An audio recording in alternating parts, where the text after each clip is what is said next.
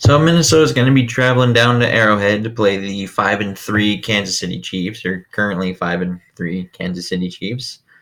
Offensively, they are fifth in total offense with 392.5 yards a game, second in passing yards at 309.5, and they're tied fourth in sacks allowed with 11. 27th in rushing yards at 83.0, and the thing that shocked me the most was the fact that they are tied for 20th in yards per carry, because I kind of thought, well, they like to spread things out, so I kind of figured with all the weapons they have, I would expect a more effective running game or a consistently effective running game, given the fact everything's always spread out and you got to cover all those weapons. But so that's a little bit of an interesting thing to me. They are sixth in third down percentage at 47%, and they're fourth in points per game at 28.2 a game. Defensively, they're not quite as stout. 24th in total defense, allowing 377 yards a game. They are 11th in passing yards allowed at 232, and they're 5th in sacks with 25. 30th in rushing yards allowed at 145, and they're 29th in yards per carry allowed at 4.9. They are 15th in third down percentage with 39% allowed, and 17th in points per game allowed at 22.6. Now, injury report. Theirs is quite long. They have Laurent Duvernay Tardif, I believe is how you say it. He is a really good guard for them. He's out with an ankle. Eric Fisher, their starting left tackle, out with a groin. Alex Okafor, he's out with an ankle. Frank Clark, he's questionable with a neck injury. Mahomes, we know he's questionable with the knee. Kendall Fuller, questionable with a thumb. Chris Jones, questionable with a groin. And Dustin Colquitt, brother of Britton Colquitt, is questionable with a thigh injury. So Frank Clark, I think, is likely a game time decision and might be a lot closer to out than that questionable mark means, because he only had one limited practice today, and that's it. And he has a neck injury, so I imagine he's a lot closer to doubtful than that questionable part of it. And it's likely a game time decision. Mahomes, I don't really anticipate him playing just because I think it's kind of dumb to play him. They have two key injuries up front, and Cam Irving is now tasked with blocking Everson Griffin because their left tackle's out.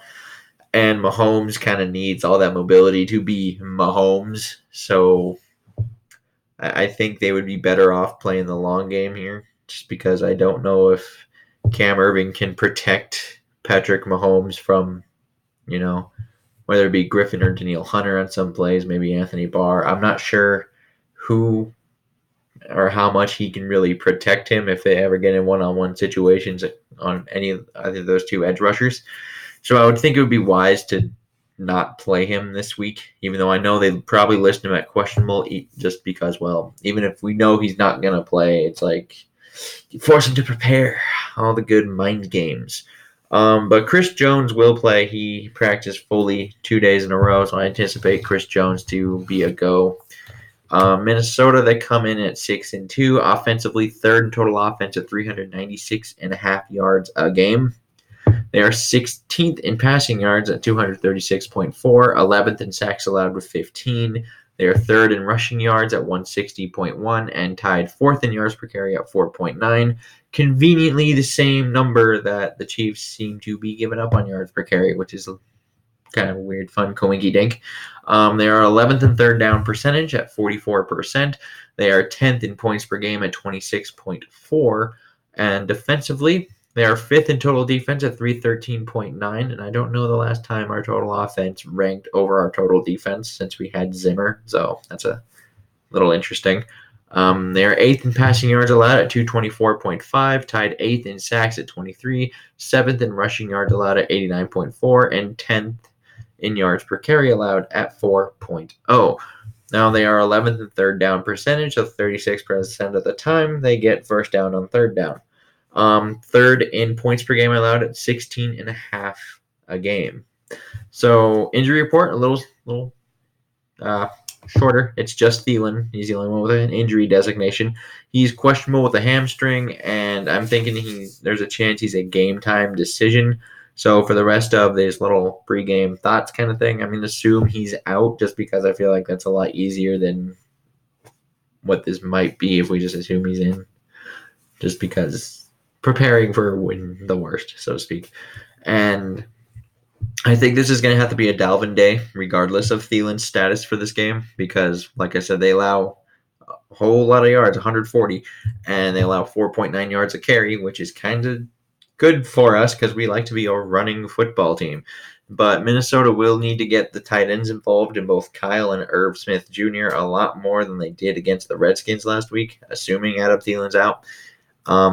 You can't really just expect to give the ball to only Dalvin Cook and Stephon Diggs and expect, oh no, we'll put up enough points to keep up with, Tyreek Hill, Travis Kelce, Sammy Watkins, Mecole Hardman, and all those guys. Because you also got Damian Williams, and they have I think it was Darrell Williams as well, and then they got Shady McCoy. They got a lot. So I don't think you can just anticipate Diggs and Cook to be like, oh no, they'll get it done, assuming Thielen's not there. And they could be down 2 edge rushers, which could help us tremendously because Okafor was already ruled out.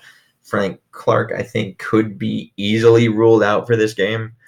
And that would allow them to put a lot of focus onto Chris Jones, who can be a game wrecker in the interior, which isn't fun for Pat Elflein and guys like that.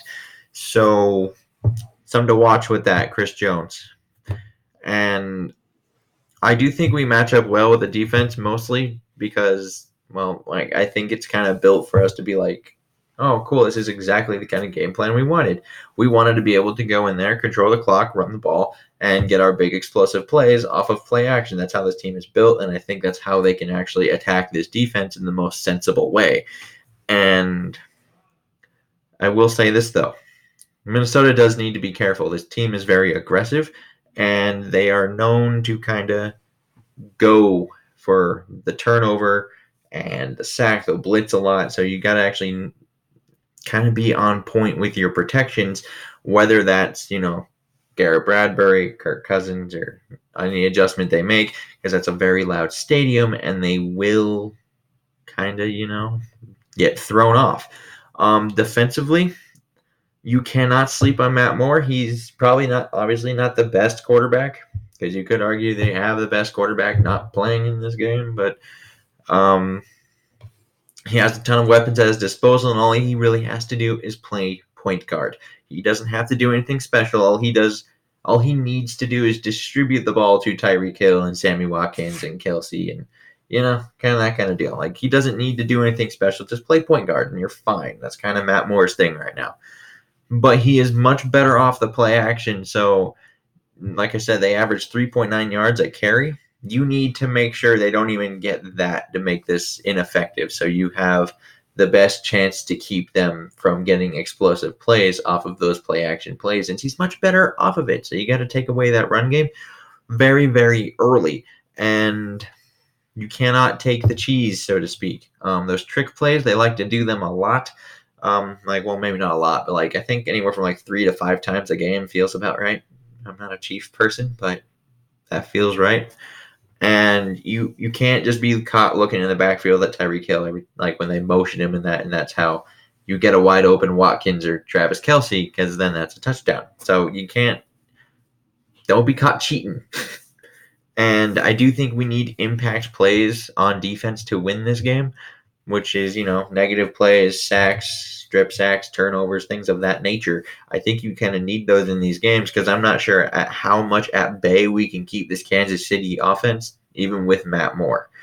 And I spent a long time trying to figure out who I thought would win this game, because I'm like, Arrowhead's hard. But I am taking Minnesota over Kansas City. I know, it's like, oh, you're a homer. I'm not trying to be. I have them winning 27-24. I'm not the most confident in this, but I feel like this could be a lot like the Detroit game, where in terms of scoring, you might be in a bit of a shootout. And I'm not overly confident about the prediction, as I said, but Minnesota is the much healthier team, and they've been kind of on a streak lately, and Kansas City right now is 1-3 at Arrowhead, shockingly, which is another part why it's like, do I see them going 1-4 at Arrowhead? I don't know. But They should also be able to control the clock because of the ground game they have. And just on the other hand, Arrowhead is like, I know some people are like, you're giving them too much, but it's like a top 5 to top 10 hardest place to play in the entire National Football League. So that has to count for something, and that's kind of on the other hand. And so this should be an interesting game. Reluctantly picking Minnesota because somewhat bad feelings here, but all the numbers kind of point to, oh no, they should win this game. Like, there's no reason why you shouldn't win this game. That's what all the numbers are kind of saying, and it's just, can you get it done on the road in a tough environment? And I guess we're gonna see. But I would like to know your comments down below, liking, subscribing, sharing, all the good stuff that you might want to do helps. And until next time, I bid y'all adieu.